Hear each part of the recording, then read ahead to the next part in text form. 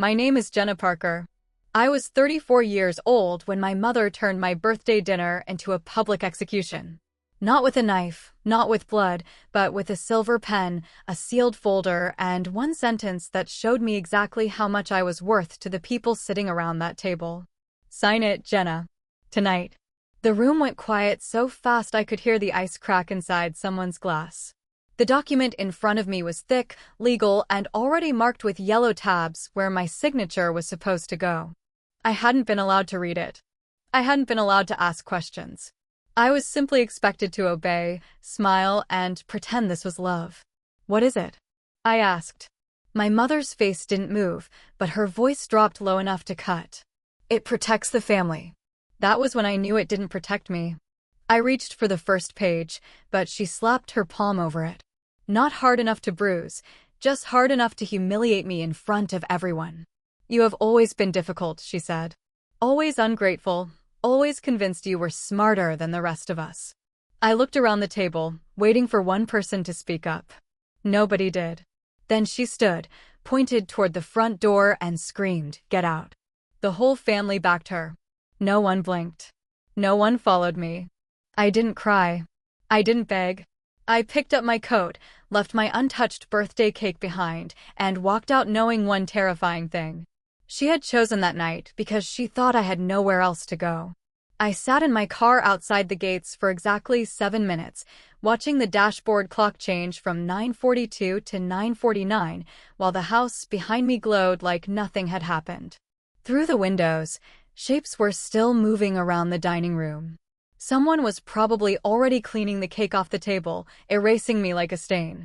The old Jenna would have driven to a hotel and replayed every insult until sunrise. But the woman sitting in that car had spent years preparing for a night she never wanted to believe would come. I was not broke. I was not helpless. And I was not the confused daughter they thought they could corner. For 11 years, I had worked as a forensic maritime appraiser, the kind of specialist insurance companies called when yachts vanished, cargo ships burned, and billionaires lied about what their assets were worth. I knew how to trace ownership through shell companies. I knew how to read contracts written to trap people. 3 months earlier, I had sold my minority stake in a marine risk software company I had quietly helped build under a different holding name. My family thought I had a strange little consulting job. They had no idea my payout had cleared into escrow 2 days before my birthday. At 9:52, my phone buzzed. It was an email from the closing attorney for Ravenwick Island Estate, a private island off the coast of Maine with a stone castle built by a shipping magnate in the 1920s. I had toured it 6 weeks earlier under an anonymous buyer profile. The estate had been listed at $94 million, reduced to $87 after a failed foreign bid. I had negotiated hard, paid for inspections, and kept the deal hidden because I wanted one place in the world that had never belonged to my mother.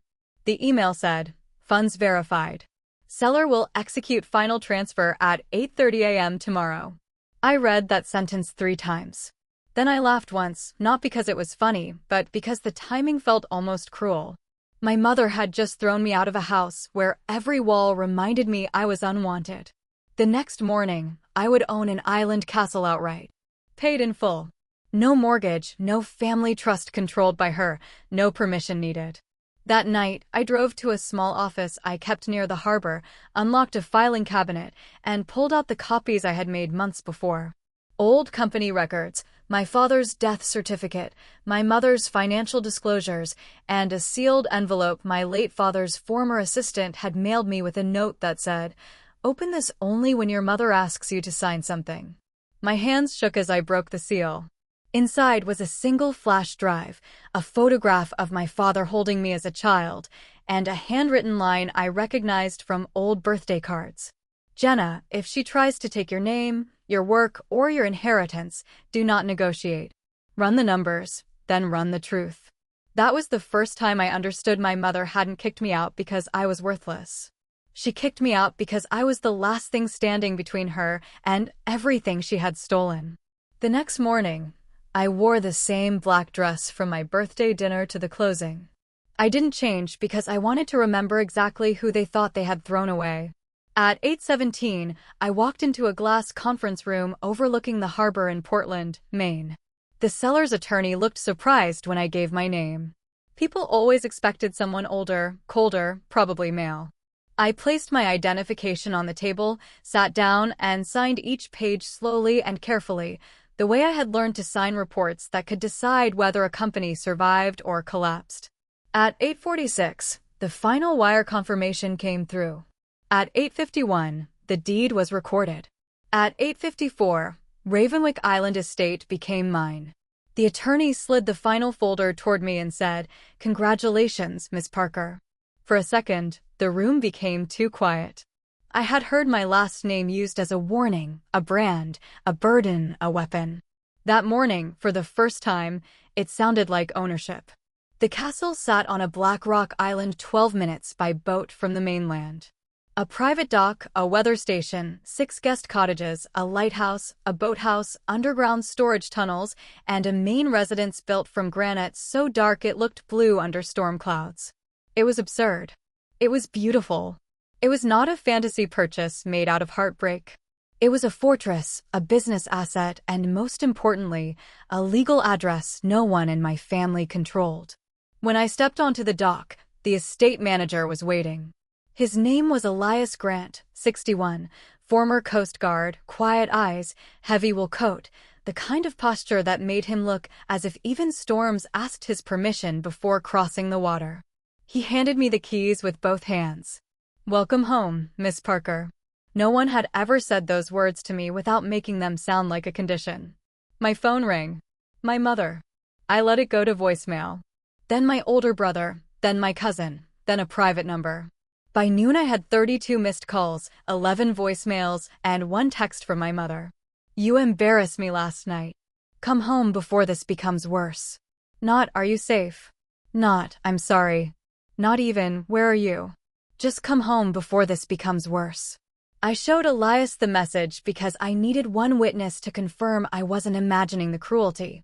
He read it once, then handed the phone back. People who use home as a leash hate it when you learn how to unlock doors. That was the first time I trusted him. Over the next few days, my mother began sending messages through relatives, each one disguised as concern. "You're being impulsive. You can't manage a property like that. Everyone is worried about your mental state." Those phrases were not random. They were legal language. She was building a story that I was unstable. On the 4th night, as rain battered the castle windows, Elias knocked on the library door and handed me a maintenance binder from the previous owners. "Found something behind a false panel in the archive room," he said. Tucked behind a property map was a copy of an old visitor log. One name appeared 3 times over 7 years. My mother's. She had visited Ravenwick Island before. Long before I bought it. Long before I knew it existed. The first visit had been 15 years ago, 2 months after my father died. The second, 8 years ago, around the time I was pushed out of the family's charitable foundation. The third visit was last winter, 3 weeks before I received an anonymous tip that Ravenwick might be undervalued. I had thought I found the island. Now I wondered if it had been placed in my path. Elias helped me search the archive room. Behind old ledgers, rusted keys, and cracked leather trunks, we found a locked metal document case. The key was taped under a drawer, almost too obvious. Inside were copies of meeting notes, wire records, photographs, and a letter addressed to my father from a man named Charles Whitfield, an estate attorney who had represented several old New England families. The letter said my father had hired him to create an independent trust for me, separate from my mother, funded through maritime investments made before his death. The trust was designed to release in stages. Education at 21, seed capital at 25, full access at 35, or earlier if my mother attempted to claim legal control over me. I was 34. 1 year away. Unless last night counted as an attempt. My breath caught so hard it hurt. My father had known. Maybe not everything, but enough. Enough to build a legal shield for a daughter who didn't even know she needed one. We also found something worse. Copies of forged board minutes, insurance settlement transfers, altered beneficiary paperwork, and handwritten notes linking my mother to a pattern of asset stripping after his death. She hadn't just been controlling. She had been stealing from the estate, from the foundation, possibly from me. All those years she had called my questions disrespectful. All those years she had said I was too suspicious, too cold, too independent. Maybe I had never been difficult. Maybe I had simply been standing too close to the truth. I called Nora Whitfield, the granddaughter of the attorney who had written the letter, now a partner at his old firm. She answered on the second ring. When I told her my name, she went silent for several seconds. Then she said, "I wondered when you would call." Nora flew to Maine the next morning with 2 bankers and a forensic accountant. We spread the documents across the castle's long dining table. It looked like a war room because it was one. Nora explained that my father's trust had been buried under layers of protective clauses after he died suddenly in a boating accident. My mother had tried to challenge it privately, failed, and then spent years making sure I never learned enough to trigger it. The contract at my birthday dinner was her final shortcut. If I had signed, she could have argued I had voluntarily assigned my financial authority to her family office. She would not have needed to steal my company payout. I would have handed it to her. That realization did not make me cry. It made me very still. There is a kind of anger that screams, and there is a kind that becomes math. Mine became math. We calculated missing funds. We matched dates. We reviewed board signatures. We found charitable donations that had gone out under hospital names and returned through consulting invoices to companies tied to my mother's closest allies. We found a private investigator's invoice from 8 years ago with my name on it. My mother had not only watched my money, she had watched me. By midnight, Nora looked exhausted, but her eyes were bright. "Jenna," she said, "this is not just family misconduct. This is fraud." Before we left the dining room, Nora placed one folder apart from the rest. "There's something else. Your father's boating accident file was requested twice after his death. Once by the insurance company, once by your mother's private attorney." The air left my lungs. I did not ask the question out loud because I already knew everyone in the room was thinking it. My mother made her first official move 6 days after she kicked me out. The petition arrived by courier in a cream envelope. Her attorneys claimed I was suffering from acute emotional instability, that my purchase of an island estate proved reckless judgment, and that my family was seeking temporary oversight of my finances for my protection.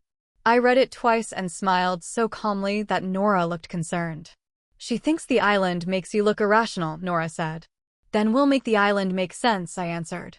We released nothing publicly. We did not rant.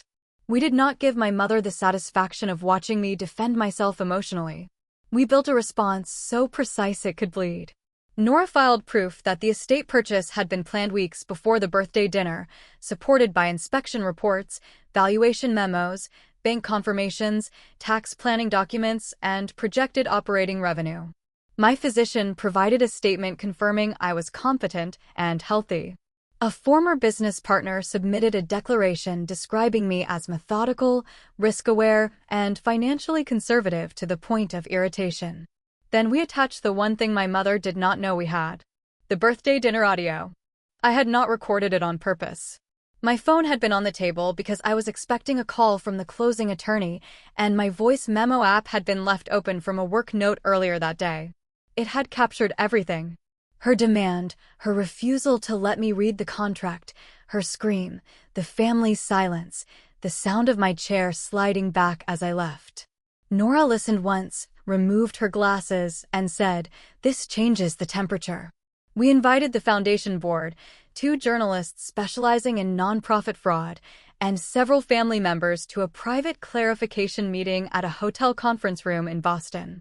The invitation was written politely enough that my mother could not refuse without looking guilty. She arrived in winter white, pearls at her throat, smiling like a woman attending a charity luncheon. She expected a weakened daughter. She found projector screens, binders, attorneys, auditors, and me standing at the front of the room in a navy suit. For the first time in my life, I did not feel small beside her. "This meeting is being recorded," Nora announced. My mother's smile tightened. "Jenna, this is unnecessary. Family matters should remain private." There it was. The sentence people use when privacy means protection for the guilty. I clicked the remote. The first slide showed the document she had tried to make me sign.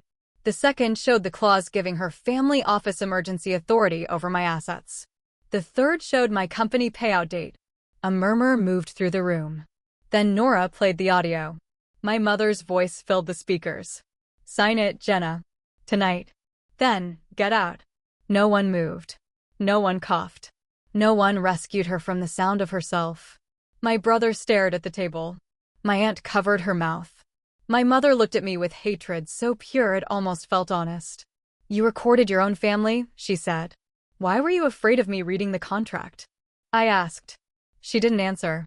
So I clicked to the next slide. Wire transfers. Forged minutes. Foundation money routed through fake consulting agreements. Altered beneficiary forms. A private investigator's invoice with my name on it. The journalist in the back leaned forward. Then the final slide appeared. Ravenwick Island visitor logs with my mother's signature. You knew about my father's trust, I said. My voice did not shake. You came to the island 3 times because this was where part of the archive was hidden. You didn't kick me out because I embarrassed you. You kicked me out because you were running out of time. Her mask cracked. Not completely, just enough for everyone to see the panic underneath. You ungrateful little girl, she whispered. The microphone caught it. The room heard every word. That was the moment the power shifted. Not because I shouted louder, not because I insulted her back, but because I had learned the one thing controlling people fear most. A calm victim with receipts. The foundation board suspended my mother pending investigation within 24 hours. 2 directors resigned before they could be questioned. My brother called me from a blocked number and said, Jenna, I didn't know. Part of me still remembered him teaching me to ride a bike, running beside me down the driveway shouting, don't look down. But another part remembered his eyes at the birthday table, lowered while our mother pointed at the door. You didn't know because not knowing was comfortable, I said, and hung up. The court hearing on my mother's petition became her first public humiliation. Her attorneys argued my purchase was irrational. Nora responded with valuation reports showing the estate was underpriced by nearly 12% and that the planned retreat center conversion would generate significant income. Then Nora played the birthday audio. The judge's face hardened before the recording ended. When Nora introduced the forged documents, the judge denied my mother's petition immediately and referred several exhibits for review by the Attorney General's office.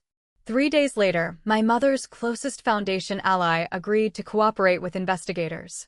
He gave them emails, invoice templates, and a message from my mother that read, Jenna must never gain independent access. She will ask questions her father should have taken to the grave. When Nora showed me that line, something inside me went quiet. My father had died in a boating accident. For years, I had accepted that grief as a closed door. Now the door had a shadow under it. Can we prove she had anything to do with his death? I asked Nora. She was careful. Not from this. Not yet. But we can prove she profited from the aftermath and concealed material estate assets. That had to be enough for now. Revenge stories make people think satisfaction comes from shouting in someone's face. It doesn't. Real satisfaction is watching the person who built a throne out of lies discover that every document has a date, every wire has a destination, and every witness eventually gets tired of being used. My mother lost her board seat. Her social club membership was suspended. The hospital wing she had tried to name after herself paused its dedication ceremony.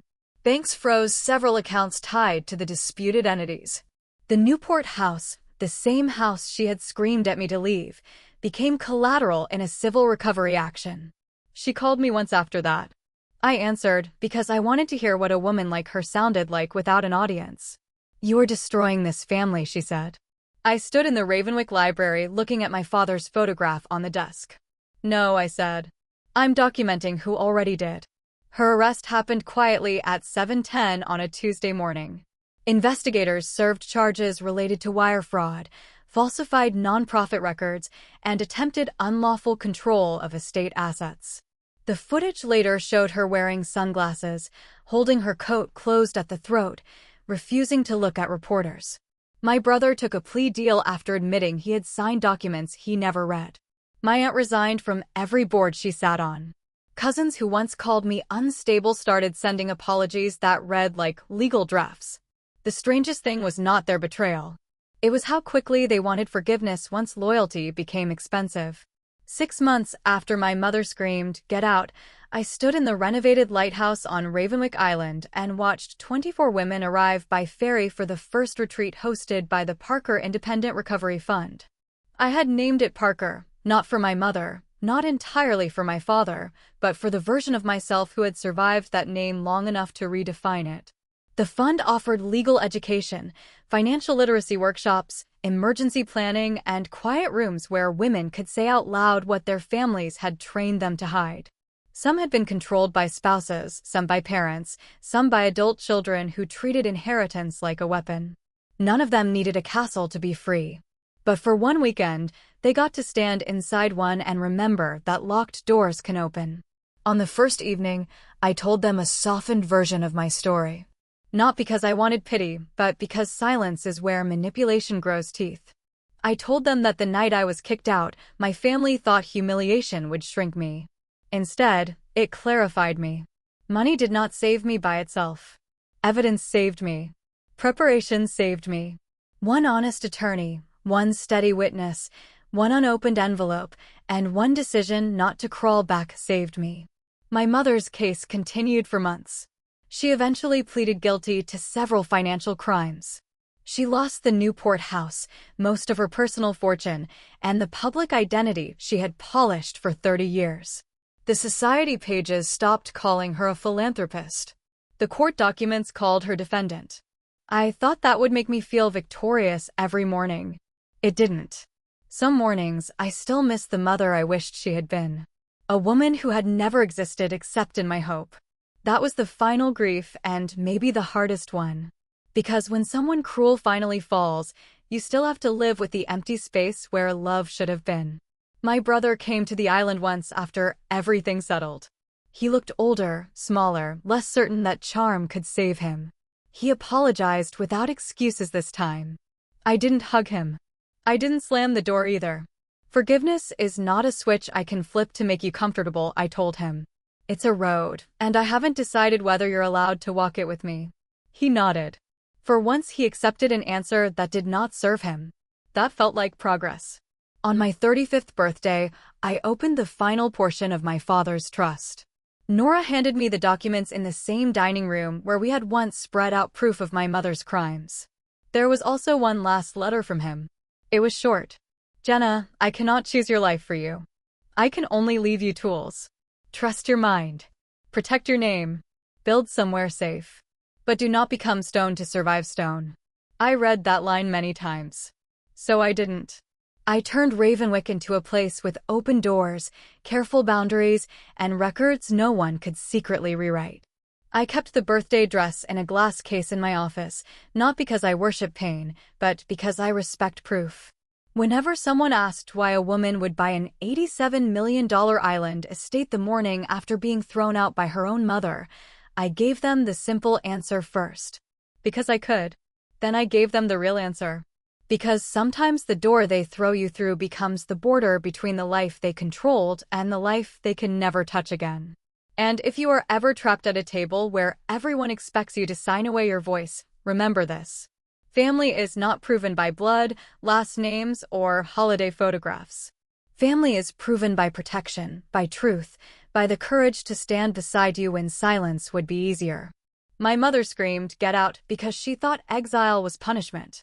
She never imagined it would become my inheritance.